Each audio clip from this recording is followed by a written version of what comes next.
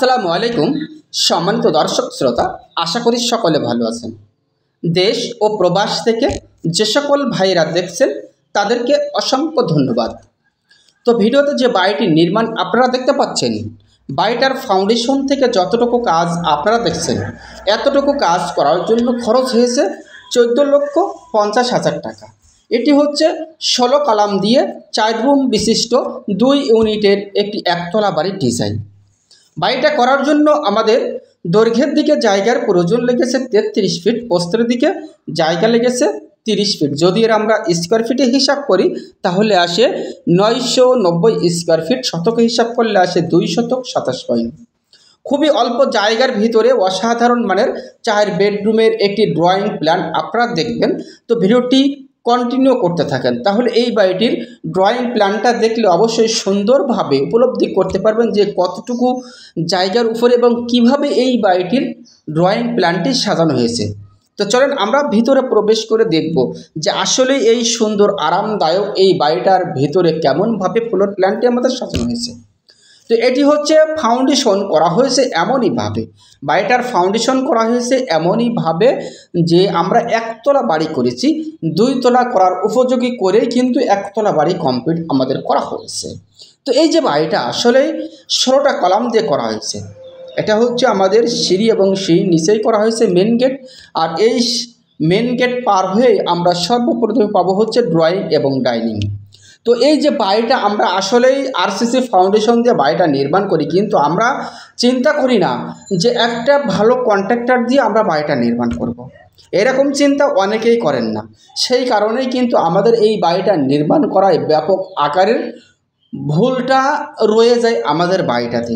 দেখেন এই যে বাড়িটা নির্মাণ আমাদের যে কন্ট্রাক্টর ভাই করেছেন, আসলে কাজটা সে সঠিকভাবে বোঝে কিনা আমি জানি না, তবে যতটুকু বোঝে ততটুকু দিয়েই বাড়িটা নির্মাণ করেছে। তো আমি মহাজন ভাইদের বলবো যে ভাই আপনার সবসময় একটা ইঞ্জিনিয়ারদের ড্রয়িং করে নেবেন, ড্রয়িং করে নেওয়ার পরে প্ল্যান মাফিক বাড়িটা করবেন। সেই ক্ষেত্রে আপনার বাড়িটাতে খরচ সেভ করতে পারবেন, খরচ কমায়ে বাড়িটা নির্মাণ কমপ্লিট করতে পারবেন। তো এটা হচ্ছে সামনের সাইটের বেডরুম। এই বেডরুমের সাইজটি দেওয়া হয়েছে আমাদের 13 ফিট বাই 11 ফিট। এই রুমের সাথে আছে একটি টয়লেট। তো বাড়িটাতে পেয়ে যাচ্ছেন 4টা মাস্টার বেডরুম, 2টা টয়লেট, একটি কিচেন এবং একটি ড্রয়িং কাম ডাইনিং। তো এই রুমের সাথে সামনে আছে সুন্দর একটি ব্যালকনি। ব্যালকনিটি করা হয়ে গেছে আমাদের চৌকো। তো এখানে যে ভুলটা আমি বলেছি, আসলে কোন ভুলটা, অবশ্য ভিডিওটা শেষ পর্যন্ত দেখতে থাকেন, তাহলে অবশ্যই বুঝতে পারবেন যে এই বিল্ডিংটাতে ভুল আসলে কোন জায়গায় হয়েছে আর কোন ভুলটা আপনি করবেন না কখনো। এরকম ধরনের ভুলটা করবেন না, করে বিল্ডিংটা নির্মাণ করবেন না। তো আসেন আমি সেই সব ভুলগুলো অবশ্যই আমি আপনাদের মাঝে শেয়ার করব।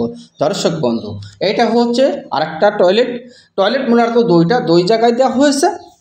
তো এই বাড়িটি ফাউন্ডেশন দেওয়া হয়েছে আমাদের 2 তলা। তা 2 তলা ফাউন্ডেশনের জন্য আমাদের রড ইউজ করা হয়েছে বেসে 12 মিলি রড, কলমেও রড ইউজ করা হয়েছে 12 মিলি রড।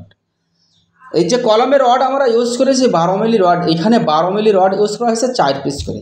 তো এখানে মূলত এই বিল্ডিংটা নির্মাণ আমি করিনি, আমার আরেক কন্ট্রাক্টর ভাই করেছেন। তো অবশ্যই এমনভাবে বাড়িটা নির্মাণ করবো ড্রয়িংটা সুন্দর করে নিয়ে। তো এটা হচ্ছে প্ল্যান আপনারা দেখতে পাচ্ছেন। সামনের সাইডে রাখা হয়েছে সিঁড়ি, সিঁড়িতে দেওয়া হয়েছে মেন গেট, তারপরে হচ্ছে একটি সেফটি গেট হবে এবং এটা হচ্ছে ড্রয়িং এবং ডাইনিং। ড্রয়িং এবং ডাইনিং। তো বাড়িটার সামনের সাইডে রাখা হয়েছে 2টা বেডরুম দেখতে পাচ্ছেন। বেডরুমের সাইজ দেওয়া হয়েছে 13 ফিট বাই 11 ফিট। পিছন সাইডে যে বেডরুমটি দেওয়া হয়েছে 13 ফিট বাই 11 ফিট রাখা হয়েছে। 4টা মাস্টার বেডের সাইজে দেওয়া হয়েছে 13 ফিট বাই 11 ফিট।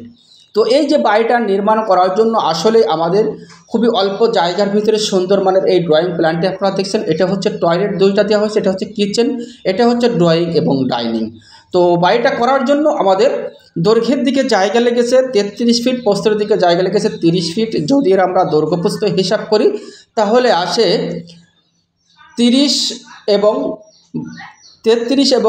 30 দিয়ে যদি আমরা হিসাব করি তাহলে আসে 1312 স্কোয়ার ফিট। মানে এটা হচ্ছে কার্নিশ টু কার্নিশ দেওয়া হয়েছে, এটা আমাদের প্ল্যানে